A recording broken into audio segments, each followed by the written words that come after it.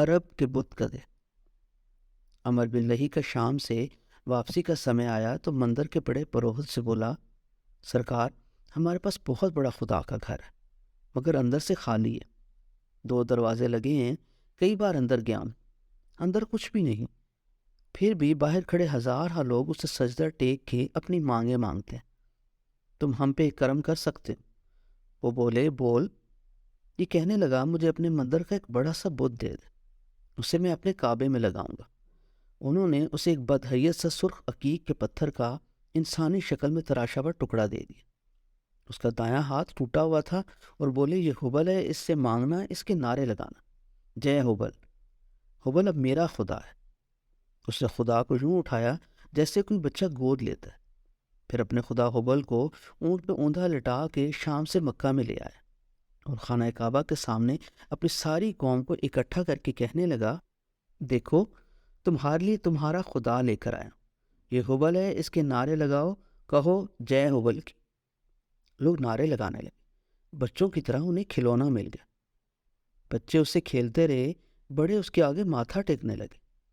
ان سب نے اسے اٹھا کے خانہ کعبہ کا دروازہ کھول کے اندر سجا دیا، خود خانہ خدا کی دہلیز پہ ماتھا رکھ کے بیٹھ گئے۔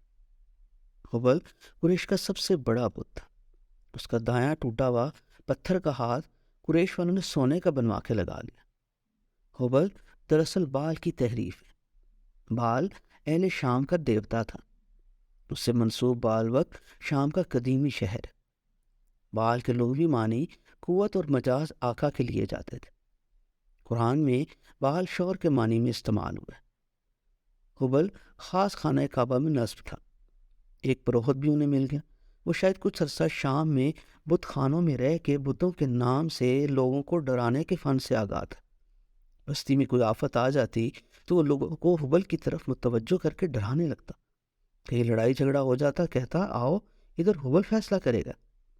ہبل کے بہانے اس نے خود 7 تیر ہبل کے چرنوں پہ رکھے تھے، کچھ پہ لکھا تھا نام ہاں، کچھ پہ لا نہیں، جیسے سکہ لے کے اسے ہیڈ اور ٹیل کا ٹاس کرتے۔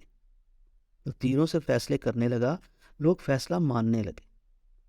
کچھ سالی کا عرصہ زیادہ ہو جاتا تو وہ شور مچا دیتا، ہبل ناراض ہو گیا۔ لوگ اونٹ بھیڑیں لا کے اصاف اور نائلہ کے پاس ذبح کرنے لگے، اس کے ایک بلاوے پہ لوگ ننگے پاؤں گھروں سے دوڑتے آتے۔ شادی بیاہ کی رسومات بھی پروہت نے اچکا لی، لوگوں کو شادی گھر کے لیے جگہ مل گئی، پروہت کو خانہ خدا کی دہلیز پہ بیٹھے بیٹھے ایک کاروبار مل گیا، موت تک کی رسومات وہی پروہت کے روبرو ہونے لگی۔ کسی شخص کو کاروبار کے لیے مکہ سے باہر جانا ہوتا تو مشورے کے لیے پروہت کے پاس پہنچ جاتا، پروہت ہر فیصلہ تیروں کے بنائے نشانوں سے کرتا، کوئی اس کے فیصلے کے آگے چون چران نہ کرتا۔ دیکھا دیکھی دوسرے ملکوں کے سفر پہ نکلے لوگ بھی اپنی اپنی پسند کے خدا خرید لائے، تھوڑے ہی عرصے میں خدا کا گھر بتوں سے بھر گیا، ان کی تعداد 360 ہو گئی۔ زمین پہ گھومنے پھرنے کے لیے جتنے رخ ہو سکتے ہیں وہ 360 ہوتے ہیں۔ انہوں نے ہر رخ کے لیے خدا رکھ لیا، ان کے خداؤں کی شکلیں جدا جدا تھیں، اکثر بھدے اور بد شکل خدا تھے، کچھ تراشیدہ ہوئے، کچھ بے ہنگم نا تراشیدہ، لکڑی کے بھی، پتھر کے بھی، ہڈی کے بھی، ہر شے کے خدا انہوں نے خدا کے گھر میں لا کے رکھ دیے۔ ان کی دیکھا دیکھی مکہ کے گرد گرد کی بستیوں والے بھی سوچ میں پڑ گئے کہ ہم کیوں پیچھے رہے۔ جیسے بچپنے میں بچوں کو کھلونے جمع کرنے کا شوق ہوتا ہے، انسانی تمدن کے اس بچپنے کے دنوں میں سیانی عمر کے لوگوں نے بھی یہ شوق پال لی، اوپر سے چڑھاووں کی آمدنی الگ، پھر لوگوں کے اکٹھ کی وجہ سے منڈی کا سا سامان بن جاتا، کاروبار میں بڑھاوا آتا۔ بتوں کے لیے تو کسی خاص شکل و صورت کی قید نہیں تھی، بس ہر بت کے خدا کا کوئی کہانی کار ہوتا تھا جو اپنے خدا کی کوئی ایسی عجب کہانی بناتا کہ لوگ بھمیں اٹھا لیتے، گردن ہلانے لگتے، جیبوں سے مال نکال کے اس بت کے چرنوں میں چڑھاتے اور خود چہرے پہ بچارگی لا کے اس بت کے پیروں میں بیٹھ جاتے۔ سبھی بت انسانوں کے خد و خال کے نہیں تھے، کچھ کی شبیہیں جانوروں جیسی تھی، کچھ جانور بھی نہ تھے، درختوں کا جھونڈ سا تھے۔ مکہ کے پہاڑی مضاف نخلا کے لوگوں نے بھی سوچا کہ ہم نے بھی بت خانہ بنانا ہے۔ ان کے ہاں پتھروں سے زیادہ شاید ہریالی قابل قدر تھی۔ انہوں نے 30 بیری کی جھاڑیوں کی کچھ ایسی قطع برید کی کہ انہیں کسی کہانی میں پرو کے خدا کی بیٹی بنا دیا۔ نام رکھا عزا۔ ذرا آگے کی خوشحال پہاڑی بستی طائف والے کیسے کسی دیوی کے بغیر رہتے؟ انہوں نے ایک مربع شکل کی چٹان ڈھونڈی، اس پر پوچھا کیا، اوپر ایک مفوق الفطرت سا مکان بنا کے اعلان کروا دیا، خدا کی بڑی بیٹی لات ادھر رہنے آ گئی ہے، آؤ تم لوگ بھی آ کے اس سے ملو اور دلوں کی مراد پاؤ۔ لوگ ادھر بھاگنے لگے، ادھر بھی میلہ لگنے لگا۔ لات کا ایک مجاور یاتریوں کو ستو پلایا کرتا تھا، مر گیا تو اس کا بھی بت بنا کے پوجا جانے لگا۔ وہیں لات کے پاس، اس کا نام تھا الات، طائف کے بنو ثقیف لات اور الات کی پوجا کرتے۔ قریش لات اور عزا کی قسمیں کھاتے۔ مکہ سے بحر احمر کی طرف ساحل سمندر پہ قدید کے مقام پہ منات کی جگہ بن گئی۔ خدا کی تیسری بیٹی منات کا بھی ورود کر لیا گیا۔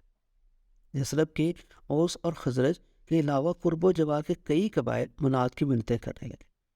خانہ کعبہ کے قبر اور قرب و جوار کی 3 بیٹیوں کے علاوہ پورے عرب میں پھر بتوں کی بہتات ہو گئی۔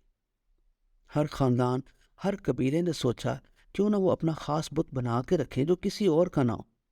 سفر پہ ہر شخص جیب میں اپنا ذاتی خدا رکھ کے چلنے پھرنے لگا۔ بڑے بڑے بت خانے پھلتے پھولتے گئے۔ جمبو کے قریب بنو حلوان نے رہات میں بت سوا کھڑا کر لیا گیا۔ سوا کی شکل عورت کی تھی۔ بنو حزیل بن الیاس اس کے پرستار تھے۔ دومت الجندل کے بنو کلب نے ود کو اپنا دیوتا مان لیا، سجا لیا۔ قریش بھی اسے پوجتے تھے۔ قریش کے مشہور بہادر عمر بن ود اسی بت کی غلامی کی پہچان تھا جو جنگ خندق میں سیدنا علی رضی اللہ تعالیٰ عنہ کے ہاتھوں مرا۔ مسج اور اہل جرش نے یمن میں یغوث کو اپنا خدا بنا کے بٹھا لیا۔ نصر حمیر والوں کا دیوتا ہو گیا۔ یمن کا ذیلقلع قبیلہ اس کا پجاری تھا۔ یعوق یمن کے علاقے ارجب کے مقام پہ گڑا ہوا تھا۔ اس کی شکل گھوڑے جیسی تھی۔ بنو ہمدان کی اولاد بنی خلان انہیں اپنا معبود مانتی تھی۔ انس بھی خلان قبیلے کا بت تھا۔ وہ کھیتی باڑی اور مال مویشی کے صدقات اللہ اور اس بت کے درمیان کچھ ایسے تقسیم کرتے کہ جو اللہ کا حصہ اس بت کی طرف چلا جاتا اسے نہ نکالتے، مگر جو بت کا حصہ اللہ کی طرف چلا جاتا اسے نکال لیتے۔ وہ تعویل دیتے، اللہ تو بے نیاز ہے، ہمارا بت بے نیاز تھوڑی ہے۔ سعد نامی بت بنی ملکان بن کنانہ کا تھا، انہی کی بستی میں کھڑا تھا۔ اس کی شکل بڑی ہیبت ناک تھی۔ لوگ وہاں اپنے جانور ذبح کرتے اور خون اس بت کے منہ پہ مل دیتے۔ ایک آدمی اپنے چند اونٹوں کو اس بت کے پاس برکت حاصل کرنے کے لیے لے گیا۔ ایک اونٹ والے آدمی سے زیادہ عقل والا تھا۔ ہیبت ناک بد شکل بت دیکھ کے وہ اونٹ بدک کے بھاگا۔ وہ آدمی اونٹ کے پیچھے، کئی کوس سے جا کے اس نے اونٹ کو پکڑا۔ واپس آ کے اس نے بت کے سر پہ اٹھا کے پتھر مارا اور گالی دے کے بولا، میرا اونٹ بھگا دیا۔ الکیسر بھی بت کا نام تھا، جو شام کی سرحد کے پاس آباد قزا، نجم، جزام اور غطفان سے نذرانے بٹورتا تھا۔ وہ لوگ ستاروں کی پوجا کرتے تھے۔ کنانہ والے چاند کو پوجتے تھے۔ ذوالشرا اور خریس دیوتاؤں کا جوڑا تھا۔ دوس اور بنی ازد، بنی حرس اور بنی طے کی جدیلہ شاخ اسیر کے علاقے میں انہیں پوجتی تھی۔ ذوالخلصہ کو بھی دوس، خصم اور بجیلہ کے قبائل اپنا خدا مانتے تھے۔ یہ بطالہ نامی جگہ پہ استادہ تھا، اسے پوجنے والے اس کی توقیر کی خاطر اسے کعبہ یمانیہ کہتے تھے، اور بیت اللہ کو کعبہ شامیہ۔ رام بنی حمیر و اہل یمن کا معبد تھا۔ رضا بنی ربیہ کا عبادت خانہ تھا۔